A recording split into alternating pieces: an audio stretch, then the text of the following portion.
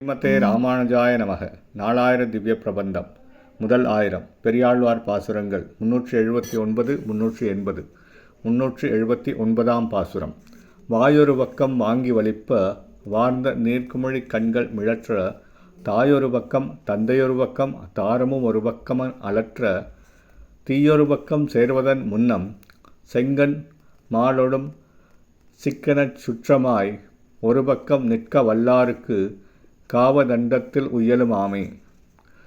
உயிர் நீங்கும் காலத்தே வாயொரு பக்கம் இழுத்து வலிக்கவும் கண்களிலிருந்து துயரக் கண்ணீர் பெருகி வழியவும் உடலின் அருகே தாய் தந்தை மனைவி ஆகியோர் ஒரு பக்கம் இருந்து கதறி கதறி அழுவர். இறந்த பின்பு சுடுகாட்டில் வைத்து தீமூட்டி எரித்து விடுவார்கள். இப்படிப்பட்ட இறுதி நிலை ஏற்படும் முன்பே செங்கண் மாலையே சுற்றமாய் இறுகப் பற்றி இறைவனை பற்றி நிற்க வல்லர்க்கு யமனிடமிருந்து தண்டனை என்ற ஒன்று ஏற்படாமல் அவன் திருவடி அடைந்து உய்யலாம். 380ஆம் பாசுரம்.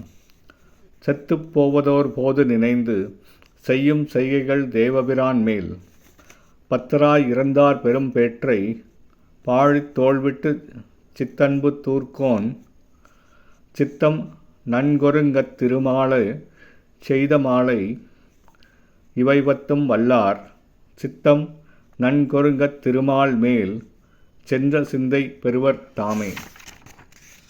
உயிர் நீங்கும் காலத்தே ஏற்படும் வேதனைகளை எடுத்துச் சொல்லி எம்பிரானிடம் பக்தராய் இருந்து அடையும் பரமபதப் பேறு பெற்று பற்றி பெரியாழ்வார் அருளினார். இப்பெரியாழ்வார் மிடுக்கான தோள்களை உடைய ஸ்ரீவல்லிபுத்தூருக்கு தலைவராவார். அவர் அருளிய திருமால் பற்றிய 10 பாசுரங்களையும் பொருள் உணர்ந்து பாடும் ஆற்றல் பெற்றவர்கள் மனம் ஒருமைப்பட்டு திருமாலையே எப்போதும் எண்ணுவர். ஸ்ரீமதே ராமானுஜாய நமக.